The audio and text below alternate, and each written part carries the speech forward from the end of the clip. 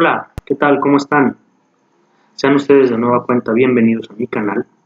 En esta ocasión, a pesar de que tengo, lo sé, pendientes algunas críticas sobre libros y sobre series que he ido dejando en el tintero, bueno, quiero que este video sea una fijación de postura. Como les había comentado, iba a dedicarme a las fijaciones de postura con respecto a lo que son acontecimientos importantes, ya sea en el ámbito jurídico o en el ámbito político o en las noticias recientes sobre lo que esté pasando en México o en Aguascalientes. En este caso, bueno, quiero hacer una fijación de postura sobre algunos temas. Primero que nada, quiero presentarles a ustedes a mi acompañante del día de hoy. Él es Peña Nieto. Es una muy linda mascota y como pueden ver pues está muy atento, muy dicharachero, está observando todo, no nos va a interrumpir en absoluto durante la transmisión de este video, así que saluden ustedes a Peña Nieto, él está muy contento de saludarles. En fin, voy a fijar mi postura respecto primeramente de un tema que he decidido nombrar lecciones de la elección. Es decir, a un día de que Andrés Manuel López Obrador reciba ya su constancia de mayoría, creo que es importante hacer un pequeño análisis sobre qué nos enseñó esta elección. Primer punto, bueno, creo que es claro para todos que el margen de votación nos deja en claro que los partidos tradicionales están en jaque. Recibieron una elección muy fuerte de parte del electorado. Morena no es un partido tradicional, puesto que solamente tiene 4 años en la palestra. Se ha conformado a partir de un movimiento que se corta de parte de la izquierda tradicional mexicana y genera este nuevo movimiento de regeneración nacional, que es como se llama. Hablando del PAN, por ejemplo, podemos encontrarnos que fue muy golpeado. Fue muy duro el resultado para el panismo, fue muy duro el resultado para su candidato a presidente y último gran cacique, pero creo que de todos es el menos dañado. ¿Por qué? Creo yo que el PAN se puede rehacer. El PAN está en posibilidades, tiene gubernaturas, tiene una marca que todavía jala, pero sobre todo el PAN es o debe ser el rostro de la oposición en los próximos años. El PAN, si quieren algunos verlo así, sería incluso un mal necesario. Será necesario para guardar los equilibrios con respecto a lo que representa Morena. Es el antagonista por excelencia de Morena. El PRI, sin embargo, no es así. El PRI me parece que está cerca de la desaparición, ha recibido un golpe muy duro, muy brutal. Si nosotros analizamos al viejo partido, ese del que hablaban nuestros padres, el antiguo partido aplanadora, pues no lo vamos a encontrar en este PRI. Necesita el PRI una transformación. Yo les decía en otras ocasiones que necesita ir hacia cuadros nuevos, no los cuadros jóvenes maleados, sino verdaderos cuadros nuevos, con ideas diferentes para redefinir la marca. Pero ese es el primer gran problema del PRI, definirse como tal. ¿Qué clase de partido va a ser? Es decir, va a ser ese viejo partido de la revolución, de los cambios institucionalizados, va a ser ese gran partido de Estado, va a pretender ser ese gran partido de Estado a través del cual pasen todas las decisiones importantes, aunque en este caso sería absurdo porque no tiene el poder, pero en fin, o va a ser el partido de los Golden Boys, ese partido de las reformas estructurales, ese partido de los jóvenes interesantes de los que hablaba Peña Nieto antes de ser electo, ¿no? A lo mejor ya no quiere acordarse que habló de Javier Duarte, el panzón este de Veracruz. Pero a lo mejor sí se acordará de otros a los cuales les daba su voto de confianza, ¿no? En fin, ¿qué será? ¿Ese viejo partido o este de los Golden Boys? Eso tendrán que definirlo, pero no deben tardarse mucho porque de ahí va a depender su supervivencia. El PRD, por otro lado, me parece que está ya condenado a la desaparición. Dentro de poco, el PRD, y nos lo dicen los últimos resultados electorales recibidos, va a ser un partido totalmente marginal. Yo creo que va a ser algo así como en su momento, hace unos 20 años o más, lo fue el partido Frente Cardenista. Se va a quedar un grupúsculo que es el que se ha venido apoderando poco a poco del PRD y se enquistó y de ahí no lo van a quitar hasta que le chupen la última gota, como en su momento lo hizo Aguilar Talamantes, que entendámoslo es mentor de muchos de ese grupo. Respecto de los demás partidos, bueno, yo creo que algunos van a sobrevivir así como que con mucha dificultad por poco tiempo, otros ya sabemos que se van a ir. Vamos, la gente nos demostró que ya no confía en el sistema. Este viejo sistema de partidos ya no le conviene a la gente, ya no lo entiende como tal y ya no le parece propio. Este sistema de partidos que tenemos parece que se tiene que transformar. La gente creo que ha dicho con su voto que gustaría más de un sistema bipartidista con Morena por un lado y el PAN por el otro como avatares de diferentes ópticas para la administración del país. Como polos opuestos son las columnas visibles de lo que va a necesitar ahora el país. Me llama la atención y es importante mencionar la cuestión de los independientes. La gente nos demostró también con su votación que ya no piensa creerse ese cuento de los tránsfugas de los partidos políticos que se nos presentan como independientes. El Bronco y muy especialmente Margarita Zavala le dieron un duro golpe a la figura de los independientes. Esta figura es muy necesaria y creo que es necesario que se consolide como una tercera gran alternativa política para nuestra incipiente democracia. Desde luego, con ciudadanos que realmente no tengan partido, no con aquellos a los que se les negó y se vinieron, como en un momento nos lo quiso vender así Gabriel Arellano aquí en Aguascalientes, o como la propia Margarita Zavala, como ya lo señalé. Tal vez ahí el más listo fue el Jaguar, que vio que no tenía nada que jugar y mejor se hizo un lado. En fin, es importante que se reconfigure y que la figura de los independientes entre como una opción dentro de esta reconfiguración política.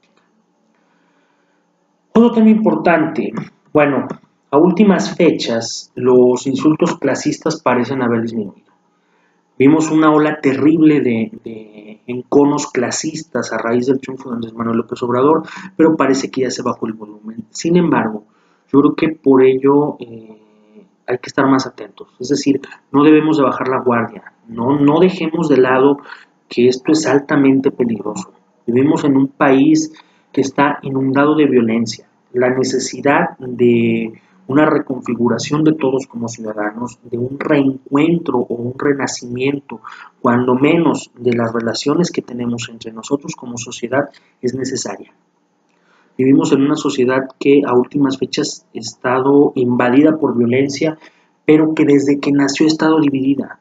O sea, desde que arrastramos los viejos vicios y los antiguos complejos coloniales, es decir, las disputas entre las viejas castas que había en la Nueva España, que luego se heredan hacia los liberales y los conservadores en el siglo XIX, a principios del XX los científicos contra los antirreeleccionistas, durante la Revolución los pelones contra la bola, y bueno, total que no hemos encontrado un país que haya tenido una unidad, sino siempre divididos de una o de otra forma, ¿no? Hoy parece que no hemos logrado quitar ese viejo estigma de separaciones. Seguimos con esa idea e incluso hasta buscamos nuevas formas para reafirmarla. Esa idea de que yo soy mejor que tú. Yo soy mejor que tú porque tengo perro y tú no. Yo soy mejor que tú porque uso bicicleta y tú usas carro. Yo soy mejor que tú porque tengo dinero. O soy mejor que tú porque no lo tengo. Esto fue una terrible hoguera que se alimentó con una alegría muy especial por los leños que en su momento lanzó la Iglesia, lanzó Televisa y sobre todo el gobierno, agentes, actores que estuvieron arrojando esto sin ningún pudor ni cuidado alguno. Y el resultado ahí está. Somos una nación dividida que requiere un compromiso de verdadera unidad, pero ya no entre los políticos, ya no unidad por nosotros y entre nosotros. Caramba. En este contexto, en este sentido, es importante mencionar lo que es el nuevo gobierno. El nuevo gobierno y los ataques recibidos, ¿no? Es muy interesante que, bueno, este gobierno se perfila como uno de los más cuestionados. O sea, incluso antes de empezar. Faltan meses para que López Obrador tome la presidencia y ya ha sido muy criticado y muy cuestionado, a pesar de que llegó con un amplio margen de apoyo popular. Y bueno, es que cada anuncio que pasa con el presidente electo desata una terrible ola de críticas. Tal vez no siempre estas sean correctas, tal vez estas críticas no se basen en interpretaciones de la realidad, sino en cuestiones más personales y por lo tanto no muy apegadas a la verdad. Pero hay que dejar claro que todas estas diferencias de opiniones son necesarias. Las necesitamos en un Estado democrático. De eso no cabe ninguna duda. La libertad de expresión tiene que ser un sustento del nuevo gobierno, aun cuando ésta no sea del todo correcta. Al respecto me gustaría destacar algunos aspectos. Hace poco, por ejemplo, vino la cuestión de Bartlett, ¿no? Todos sabemos, Manuel Bartlett, el exgobernador de Puebla, que ha sido señalado como posible secretario de Estado en materia de Comisión Federal de Electricidad. Bueno, los sectores identificados más que nada con el panismo han soltado una muy fuerte crítica hacia Bartlett. Recuerdan con mucha claridad a Bartlett como ente del viejo sistema caído, el sistema electoral que colapsó. Se le acusa de ser el gran artífice del fraude electoral del 88. Pero estos críticos extrañamente están olvidando que fue el propio PAN quien avaló aquella elección. Se les olvida que mientras Cuauhtémoc Cárdenas exigía un recuento abierto, es decir, que se contaran los votos a la luz de todo el mundo, porque han de recordar que en aquel entonces se hacía en lo oscurito, fue el propio PAN quien a través de Diego Fernández de Ceballos propone la destrucción de los paquetes electorales, la quema de las boletas, la quema de todo el material electoral, porque en ese momento ya estaban contados los votos, a su dicho, ya no había nada que hacer con la elección y ya no había necesidad de tener ahí esos documentos, los cuales eran una prueba fehaciente de lo que en realidad se supone que ocurrió en ese momento. Absurdo, ¿sí? Solo en México puede pasar ese tipo de cosas. Estos mismos críticos se olvidan de que Bartlett hace unos 15, 16 años se alió con Cuauhtémoc Cárdenas. Una crítica fuerte se soltó en aquel entonces y Porfirio Muñoz Ledo decía que era resultado de las polarizaciones que se vivían. Esa alianza era en defensa de la energía. Pero, bueno, ¿por qué estos críticos de Bartlett no dicen nada respecto de los contratos ventajosos que en su momento realizó, por ejemplo, Juan Camilo Muriño, cuando era secretario de Gobernación de Calderón, que fueron muy cuestionados por la prensa? No sé, me parece que detrás de toda esta crítica nos vamos a encontrar que en un momento dado, a lo mejor detrás de estos ataques, muy probablemente esté una lucha por cuidar la secrecía de aquellos viejos contratos. Y es una suposición. Otro tema interesante, la figura de los llamados coordinadores. Algunos gobernadores han empezado a criticar esta figura, dicen que entre ellos y el presidente no debe haber ningún intermediario. Esto me parece erróneo y en algunos casos hasta perverso. ¿Por qué? Bueno, porque a final de cuentas los gobernadores no tienen contacto directo con el presidente actual, ni lo han tenido con los anteriores. Todas las labores de coordinación siempre se llevan a cabo a través de los delegados o de los secretarios de Estado. Recordemos que esta es la principal razón por la que existe la CONAGO. A mí, más bien me parece que los gobernadores con esto están generando una estrategia de presión al presidente electo para que en su momento nombre o coloque como coordinadores estatales a personas afines a los propios gobernadores. Bueno, hace unos días recuerdo también, por ejemplo, que salió la idea del presidente electo de reducir los salarios de muchos funcionarios públicos. Esto ha generado críticas desde las más tímidas hasta las más virulentas. Hay funcionarios que se dicen ser grandes talentos de la patria, que no pueden ganar tan poquito.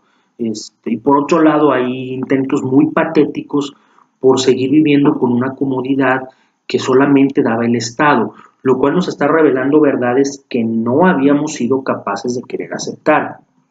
Por ejemplo, algunas de las fortunas en este país, y me atrevo a pensar que muchísimas de esas fortunas no siempre y no necesariamente son producto del esfuerzo, sino más bien de componendas, de salarios injustificables, de terribles y elevadísimos e impresentables salarios que se pagan a empleados públicos. En un país en donde sabemos que hay muchas personas que no ganan ni 6,000 pesos y cuyo principal obstáculo es que no tienen amigos poderosos. Vamos, pongamos el siguiente ejemplo. Si mi papá hubiera sido presidente en el sexenio anterior, ganando 100,000 pesos al mes, y en este sexenio no hubiera tenido trabajo, y además tuviéramos el temor fundado de que padece cierto alcoholismo, sería inexplicable que yo como su hijo hubiera podido ir a Rusia en pleno mundial a armar desmadres, ¿o no? Como que las cuentas no cuadran, como aquella antigua Casa Blanca, que creo que quedó en la casa de la ignominia, pero en fin. Vamos, el mismo caso nos ocurre, por ejemplo, con las escuelas privadas o con empresas aseguradoras que están clamando porque el Estado siga gastando, directa o indirectamente en ellas, presupuestos muy altos, lo que demuestra que estas empresas privadas no tienen precisamente un esquema de negocios eficiente, sino que han sobrevivido y se han enriquecido a partir de las dádivas del gobierno, ya sea a través de contratos o de salarios muy elevados a sus funcionarios. Supongo que en un futuro no les va a quedar más a estas empresas que recomponerse y empezar a competir con nuevas tarifas, un poco más acordes a el común denominador de la sociedad, lo cual no es malo, porque podríamos encontrar un fenómeno en el cual ellos acercarán su producto a muchos más mexicanos, lo cual creo que sería bueno absolutamente para todos. Hace unos días también el presidente electo se reunió en un desayuno de trabajo, o tal vez un desayuno social, si ustedes quieren llamarlo así, con un ex candidato presidencial, José Antonio Meade. Bueno, le llaman de muchas formas, ¿no? El miado, el queso de puerco, pues para mí el más interesante sería el pinto, pero bueno, cada quien su gusto. José Antonio Meade, quien fuera el primero en destacar el triunfo de López Obrador, quien fue el primero en reconocer el triunfo de López Obrador, bueno, se reunió con el presidente y se empezó a soltar una serie de críticas, que si ahí estaba de nuevo el PRI entrando al poder, que si de nueva cuenta se iba a recomponer el PRI a través de Morena, que primó, no lo sé, la verdad es que lo ignoro, me parece hasta insano pensarlo, pero me llama mucho la atención por algunos motivos. Primero, en 2001, si no me equivoco, Vicente Fox invitó al PRI a cogobernar juntos, el mismo partido al que dijo que iba a echar a patadas de los pinos. Aquellos que hoy critican la reunión Meade-López Obrador, como que no se quieren acordar de eso. Vicente Fox hizo negocios muy interesantes, tuvo como operadora política a la mismísima Elbester Gordillo, y de eso parece que igual como que no se acuerdan. Elbester, que también fue en su momento operadora política de Felipe Calderón, pero ahora resulta que el problema es que la señora está con López Obrador y que no está, y que su yerno, y que bueno, total, un relajo con todo eso. Pero a lo que voy es a esa hipocresía con la que a veces se dirigen. Ahora, en 2006, la elección fue terrible en todos los aspectos. El resultado fue un país dividido como nunca antes, creo yo, porque hubo una polarización tremenda. Yo escribí un artículo antes de que se definieran los últimos recursos legales, ya después de la elección. Yo señalaba que quien fuera el próximo presidente, llámese Felipe, llámese Andrés Manuel, Roberto, bueno, terrible, gracias a Dios no pasó, o Patricia, que también se podía llamar, tenía que armar un gran pacto nacional, tenía que generar una nueva idea y reconciliar a los mexicanos después de una batalla tan tremenda en las urnas. Esto no pasó. A raíz de ahí, un grupo de mexicanos fue rezagado. Ese mismo grupo quiso volver en 2012 y también volvió a recibir lo mismo. no hubo ese gran acuerdo de unidad con él. Y uno de los principales peligros que se señalaban sobre López Obrador es que no iba a conciliar intereses, que él iba a llegar e iba a desenvainar, primero iba a sacar el espejo negro de Tezcatlipoca, iba a mostrar todos los males de los demás y después con un sable o cimitarra quizá iba a destruir a todos los que habían sido sus rivales políticos. Esto no es así. López Obrador nos está demostrando que no es esa su intención. Está aceptando un llamado a la unidad, está proponiendo incluso, se puede decir así, esa unidad al sentarse con alguien que fue su gran crítico durante la campaña, pero entendiendo dos cosas que me parece que sus críticos no alcanzan a comprender. Sus rivales políticos no son sus enemigos, son personas que piensan distinto, pero no son enemigos, solo son adversarios. Eso creo que lo ha entendido él, pero no lo han entendido otros políticos mexicanos. Y dos, la campaña terminó. Ya no es momento de estarse promocionando, ya no es momento de estar destruyendo. Es momento de tomar los mejores talentos para construir algo diferente. No creo, no parece, no suena que esté invitando a José Antonio Meade a colaborar de ninguna manera, que podría hacerlo a final de cuentas. Él es el presidente, ¿qué más da? Me parece que no es el caso, que solamente lo está llamando a una reconciliación, a decir a todo el país, señores, a construir de aquí en adelante. No cuestiones sectarias, no rompimientos, unidad. O como en su momento él mismo lo dijo, ¿no? Abrazos, no balazos. En fin, Peña Nieto y su boleto en la historia, aunque no es un tema muy recurrente en los últimos días, pero sí me llama la atención comentarlo, sobre todo porque no sé cuándo tengo oportunidad de pensarlo de nuevo, o de escribir, etc. Al final de cuentas, creo que Peña Nieto va a pasar a la historia, me refiero al presidente, tocayo, no a ti, va a pasar a la historia como el presidente que le otorgó el poder a un candidato de izquierda. O va a pasar como el presidente que entregó el poder al primer candidato en muchos años que llega con un margen amplio de aceptación popular. O el que le entregó el poder al candidato más necio, no sé, como ustedes quieran. Pero vamos, hay algo claro. Va a disputar, me parece, con Ernesto Zedillo el título del presidente priista más democrático. Aunque, a diferencia de aquel doctor que sí sabía cómo hacerlo, el señor de los 3 libros que cambian vidas va a tener la ventaja de que desde su posición como candidato era un candidato completo. No fue un bombero, no es alguien llamado de último momento ante el asesinato de su predecesor, como en el caso Colosio Cedillo, sino que desde un principio construye una candidatura, gana una presidencia, la recupera para el PRI, pero en su momento es capaz de entregarla sin contratiempos a un opositor, López Obrador, y debemos decir uno de los opositores más férreos al PRI en general y a Peña Nieto en particular. Y sin embargo la transición parece ir de lo más terso posible. Si bien, bueno, yo le apuesto a que Peña Nieto deje la política e inicie en el stand-up, no podemos olvidar y no vamos a olvidar en muchos años que esta transición es sencilla, no tiene sobresaltos, es tranquila.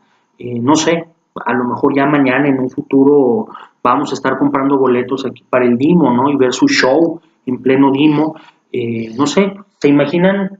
A ver, ¿cómo se llamaría? ¿Qué te gustaría que se llamara? Comedy Central presenta un show grabado para Netflix.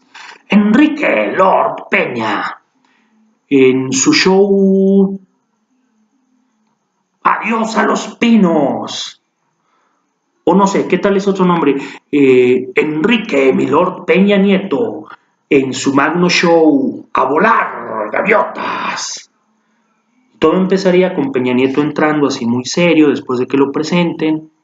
La gente como que no conecta con él, a lo mejor hasta un grillito y de pronto Peña Nieto nos diga, si ya sé que no aplauden, quizás se lance con su monólogo. El día que le pidió a Krause que le firmara, no sé, el libro de La Silla del Águila, o cuando le pidió un autógrafo a lo mejor a Carlos Fuentes y lo confundió con Tintán, o no sé, alguna de esas cosas tan simpaticonas que sacó Peña Nieto. Yo en lo personal me imagino que será un hitazo. En fin, vamos a terminar hasta aquí ya este pequeño video. Les agradezco mucho por haberlo continuado hasta el final, les agradezco por haberlo visto y les recuerdo, si te gustan mis videos, suscríbete al canal, déjame un comentario, dame tus puntos de vista, dime en qué la estoy regando o qué estoy haciendo bien, déjame un like y sobre todo activen la campanita para que no se pierdan uno solo de mis videos. Y bueno, este fue fijación de postura, ya tendremos después algunas críticas que someteremos a juicio de Radamanto, pero por ahora lo dejamos hasta aquí. Les agradezco mucho, suscríbanse, compartan el video, déjenme comentarios. Chao, culeros. Los quiero. Chao.